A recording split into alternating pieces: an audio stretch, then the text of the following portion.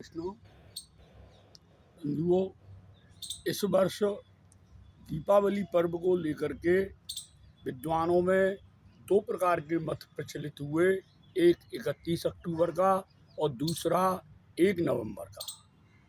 दृक गणित सिद्धांत के अनुसार यह पर्व 1 नवंबर का निर्विवाद है।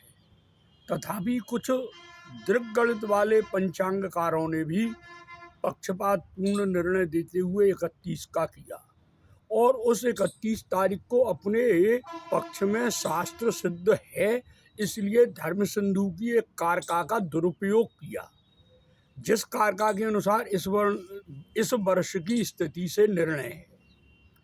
धर्म सिंधु की कारका कहती है, जैसे इस वर्ष का सूर्य अस्त सायंकाल 5:53 के जहाँ बाद है, वहाँ पर एक घटी अमावस प्रदोष काल में नहीं मिल रही।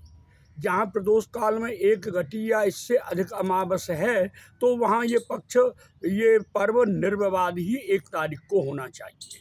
किंतु एक विद्वान के द्वारा प्रस्तुति की गई और कई विद्वानों ने उसका अनुमोदन किया। यहाँ उस कारका का दर्श शब्द पर हम विचार कर रहे हैं।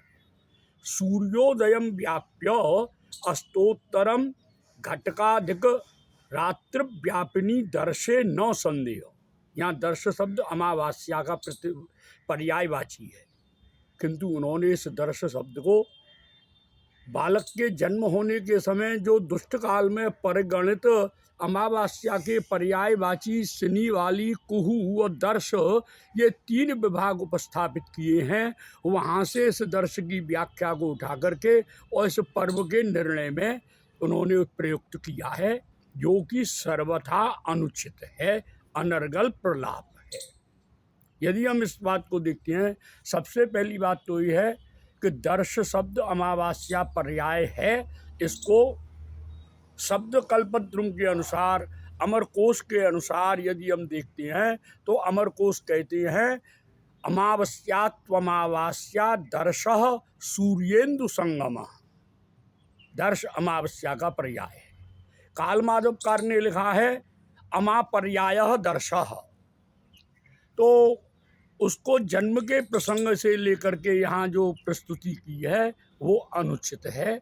यदि ऐसा ही धर्म सिंधुकार को अभीष्ट था कि दर्श वो विभाग जो किए हैं यहाँ वो नहीं है, उसके लिए सबसे पहली बात तो यह है कि धर्म सिंधुकार की ये विशेषता है, यदि कहीं कोई तिथि नक्षत्र का कोई अंश पर्व में निर्णायक है तो उसका वर्णन स्पष्ट किया है। जैसे हम विचार करते हैं दूर्वाष्टमी, तो धर्म सिंधुकार ने दूर्वाष्टमी के पर्व निर्णायक तत्वों में जिस तरह की आवश्यकता स्पष्ट किया है, यहाँ नहीं किया। इससे सिद्ध होता है कि यहाँ वो नहीं है। दूसरा, दर्श शब्द को यदि हम देखते हैं तो दर्श श्राद्ध करके कर्मकांड की एक श्रौत यज्ञ की विधि है, जिसको नाम ही दर्श श्राद्ध है, किंतु उस दर्श श्राद्ध पर भी धर्म सिंधु सहित किसी भी ग्रंथ में उसका दर्श जो जन्म काल में परिगणित किया है उसका प्रयोग नहीं किया।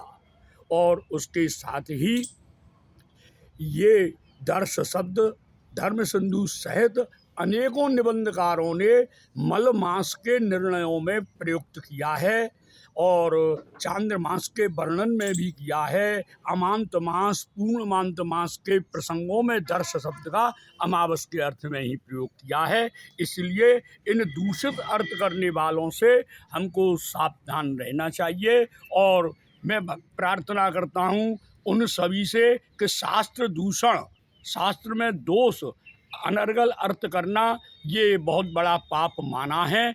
इसलिए इसको जो है ऐसे पाप के द्वारा और समाज को एक अंधकार में ढकेल रहे हैं। हमारा वयम राष्ट्रे जाग्रयामः पुरोहिताः, हम राष्ट्र में पुरतः हितः हितम वांछन्ति, हम समाज का हित चाहने वाले हैं, समाज को अंधकार में न ढकेले। तमसो मा ज्योतिर्गमय। जय श्री कृष्ण।